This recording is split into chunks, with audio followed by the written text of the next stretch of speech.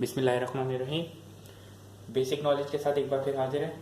आज जो बेसिकली हमारा टॉपिक है वो power factor improvement for generation या जनरेटिंग स्टेशन,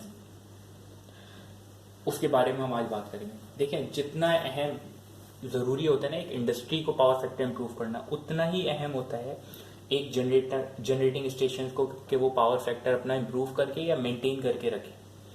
होता ये है कि देखें, मैक्सिमम जो आपने ऑल्टरनेटर्स जो जनरेटर देखे होंगे उनकी रेटिंग हमेशा होती है केवीए में, 100 केवीए, 200 केवीए एक्सेट्रा, जितने भी केवीए।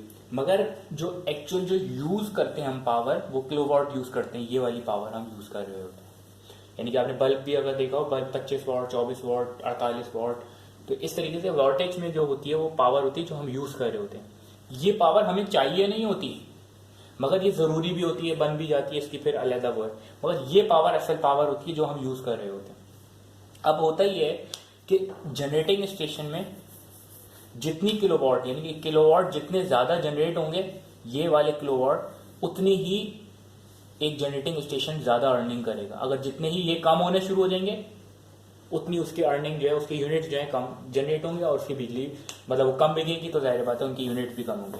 तो बेसिकली इन दो चीजों पे अहम होता है। तो आप देखते हैं, हम देखें किलोवाट बराबर होता है KVA multiplied by cos phi.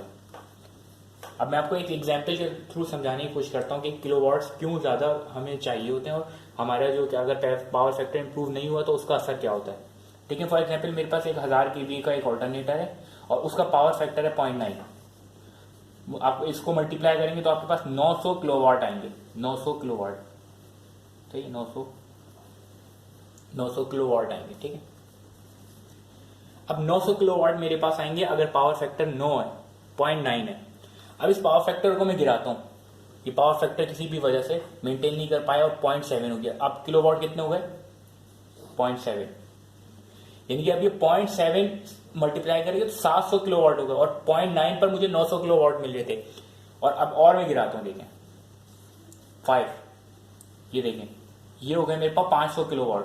तो आप ये देख सकते हैं, ये एक्चुअल पावर है, ये वाली पावर हमें चाहिए, जिसकी वजह से हमें, आपने अक्सर देखा होगा यूनिट जो अक्सर क्या मतलब आपकी जो यूनिट की बिलिंग होती है वो किलोवाट आवर पर होती है, केवीए यूनिट पर नहीं होती, किलोवाट आवर पर। अब पावर फैक्टर जैसे ही गिरता जा रहा है तो हमारे पास ये जो किलोवाट है वो भी गिरते जा रहे हैं, और ये अगर गिर रहे हैं तो इसका मतलब है ये कम बन रहे हैं, क्योंकि जाहिर बात है जब आप पावर ही कम देंगे तो आपके पास बिलिंग भी उसी हिसाब से कम आएगी।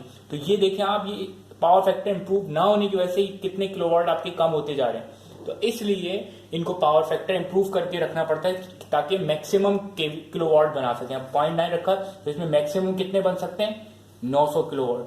900 किलोवाट। अब 900 किलोवाट ये जब आगे फराम करेंगे कंज्यूमर को, तो उसी हिसाब से ये बिलिंग करेंगे किलोवाट आवर के हिसाब से, तो उनके पास मैक्सिमम अर्निंग होगी। अगर यही मेंटेन नहीं होगा, कि पावर फैक्टर ही मेंटेन नहीं होगा, तो होगा क्या, ये मिनिमम बनेंगे और मिनिमम आप क्या कहते हैं अर्निंग कर सकेंगे, क्योंकि आप मिनिमम पावर कंज्यूमर को प्रोवाइड करें। तो इसलिए पावर फैक्टर इंप्रूव करना, ये वजह है कि इंप्रूव करना जरूरी होता है। तो उम्मीद है समझ में आएगा। Thank you.